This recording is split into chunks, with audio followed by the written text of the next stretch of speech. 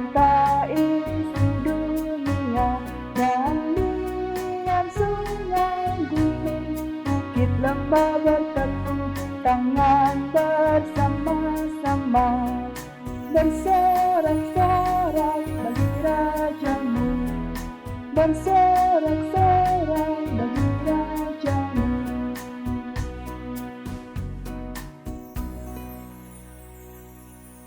Selamat malam Bapak serta Ibu yang terkasih dalam Tuhan Yesus Kristus. Marilah kita bersama-sama bersekutu melalui persekutuan doa malam pada malam hari ini. Marilah kita bersama-sama berdoa. Tuhan Allah Bapa kami yang bertahta di kerajaan surga yang mulia, Tuhan kami yang kami kenal, kami sapa di dalam Tuhan kami Yesus Kristus. Pada saat ini ya Tuhan, kami mengucapkan syukur atas penyertaan Tuhan di dalam kehidupan kami pada hari ini, pagi, siang, hingga petang malam hari ini. Terlebih ya Tuhan, kami mengucap syukur atas penyertaan Tuhan. Dan sebelum kami mengakhiri segala kegiatan kami pada hari ini, kami ingin bersama dengan Tuhan, kami ingin disapa oleh Tuhan melalui kebenaran firman Tuhan. Biarlah firman itu yang hendak kami baca, kami renungkan, terlebih dapat kami berlakukan di dalam kehidupan kami. Ampunilah ya Tuhan dosa-dosa kami. Di dalam nama Tuhan Yesus Kristus kami berdoa. Amin. Bapak Ibu yang terkasih dalam Tuhan Yesus Kristus, sebagai dasar renungan firman Tuhan pada malam hari ini, firman Tuhan akan saya ambilkan dari Injil Lukas pasal 1 ayat 5-17. Injil Lukas pasal 1 ayat 5-17 akan saya bacakan untuk kita semua. Pada zaman Herodes, Raja Yudea, ada seorang imam yang bernama Zakaria dari rombongan Abia. Istrinya juga berasal dari keturunan Harun, namanya Elisabet. Keduanya adalah benar di hadapan Allah dan hidup menurut segala perintah dan ketetapan Tuhan dengan tidak bercacat. Tetapi mereka tidak mempunyai anak sebab Elisabet mandul dan keduanya telah lanjut umurnya. Pada suatu kali, waktu tiba giliran rombongannya, Zakaria melakukan tugas keimaman di hadapan Tuhan. Sebab ketika diundi, sebagaimana lazimnya untuk menentukan imam yang bertugas, dialah yang ditunjuk untuk masuk ke dalam bait suci dan membakar ukupan di situ. Sementara itu, seluruh umat berkumpul di luar dan sembahyang. Waktu itu adalah waktu pembakaran ukupan. Maka tampaklah kepada Zakaria seorang malaikat Tuhan berdiri di sebelah kanan mezbah pembakaran ukupan. Melihat hal itu, ia terkejut dan menjadi takut. Tetapi malaikat itu berkata kepadanya, "Jangan takut, hai Zakaria, sebab doamu telah dikabulkan dan Elisabet istrimu akan melahirkan seorang anak laki-laki bagimu dan haruslah engkau namai dia Yohanes. Engkau akan bersukacita dan bergembira. Bahkan banyak orang akan bersukacita atas kelahirannya itu. Sebab ia akan besar di hadapan Tuhan dan ia tidak akan minum anggur atau minuman keras dan ia akan penuh dengan Roh Kudus mulai dari rahim ibunya. Ia akan membuat banyak orang Israel berbalik kepada Tuhan, Allah mereka, dan ia akan berjalan mendahului Tuhan dalam roh dan kuasa Elia untuk membuat hati bapa-bapa berbalik kepada anak-anaknya dan hati orang-orang durhaka kepada pikiran orang-orang benar, dan dengan demikian menyiapkan bagi Tuhan suatu umat yang layak baginya. Sedemikian jauh Bapak Ibu yang terkasih dalam Tuhan Yesus Kristus, bacaan kita pada saat ini dari Lukas pasal 1 ayat 5 sampai 17. Adapun sebagai renungan doa malam pada saat ini akan saya beri judul Kelahiran Yohanes Pembaptis. Bapak Ibu yang terkasih dalam Tuhan Yesus Kristus, mempercayai Allah dalam segala hal memang tidak mudah.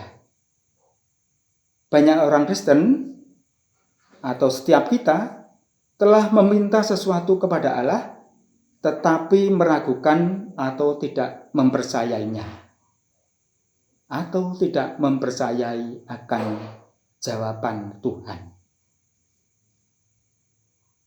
Zakaria dan Elizabeth adalah segelintir kecil orang yang tetap setia dan hidup benar di hadapan Allah. Di tengah zaman yang begitu gelap, serta pemerintahan Herodes yang korup dan tiran. Namun mereka bergumul karena sampai masa tua, mereka belum dikaruniai anak, walaupun mereka tetap tekun berdoa. Meskipun demikian, Zakaria tetap setia dalam tugas keimanannya. Dan pada waktunya Allah menjawab. Saat itu tiba-tiba tatkala Zakaria terpilih dari antara rombongan imamnya untuk masuk ke bait Allah untuk membakar ukupan, ia mendapatkan kunjungan malaikat Gibril dengan jawaban ilahi yang jauh melampaui permohonan doanya. Zakaria bukan hanya akan beroleh seorang putra, lebih dari itu, putra tersebut memiliki peran penting dalam rencana Allah bagi penyelamatan umatnya. Sayang sekali, Zakaria menerima berita tersebut bukan dengan sukacita dan ucapan syukur. Ia meragukan Allah. Ia juga meragukan Allah. Karena apa? Allah mampu membuat dirinya dan istrinya yang sudah tua itu memiliki anak. Ia lupa akan apa yang Allah lakukan terhadap Abraham dan Sarah. Iman mereka diberkati, tetapi ketidakpercayaan di hukum Zakaria menerima disiplin Allah sampai janji itu digenapi. Bapak Ibu yang terkasih dalam Tuhan Yesus Kristus, sebelum Yesus Kristus dinaikkan, Tuhan telah menubuatkan tentang kedatangan Nabi terakhir di Perjanjian Lama, yaitu Yohanes. Di dalam Yesaya 40, di sana diceritakan, mengatakan bahwa sebelum Tuhan datang sebagai gembala yang mengembalakan kawanan ternaknya. Yohanes Pembaptis adalah yang terbesar dari semua nabi sebelum Yesus. Yohanes Pembaptis sering berkonfrontasi dengan para pemimpin agama Yahudi, karena tugas mereka adalah menghibur para pemungut cukai. Ia menjalani suatu kehidupan yang diabdikan kepada doa, puasa, dan mati raga.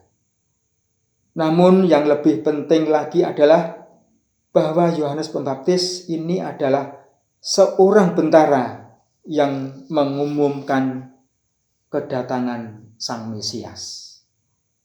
Di dalam Yohanes 3 ayat 28, di sana dikatakan, Yohanes berkata, Aku bukan Mesias, tetapi aku diutus untuk mendahulunya. Bapak Ibu yang terkasih dalam Tuhan Yesus Kristus, apakah kita percaya bahwa Allah juga mempunyai sebuah rencana indah bagi kita masing-masing, seperti yang dibuatnya bagi Yohanes Pembaptis? Memang sulit untuk dipercayai bahwa bahkan sebelum kita melihat terang suatu hari yang baru, Allah telah menentukan suatu jalan atau cara bagi kita untuk turut memajukan kerajaan Allah. Allah bekerja dalam diri kita sebagaimana yang dilakukan oleh Yohanes Pembaptis. Seperti begitu banyaknya orang-orang yang datang kepada Yohanes Pembaptis untuk dibaptis dan bertobat. Maka kesaksian kita, doa kita, pendekatan kita yang dipenuhi kasih dari Tuhan dapat melembutkan dan mengubah hati banyak orang. Yang penting kita camkan adalah bahwa janganlah kita pernah menganggap rendah Allah dan kuat kuasa Roh-Nya yang berdiam di dalam diri kita. Amin. Marilah kita berdoa.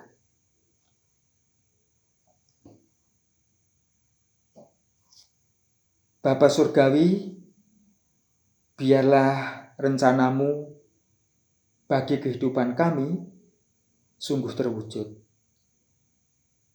Tunjukkanlah kepada kami kemana Engkau ingin membawaku dan mengajarku untuk menghargai waktu,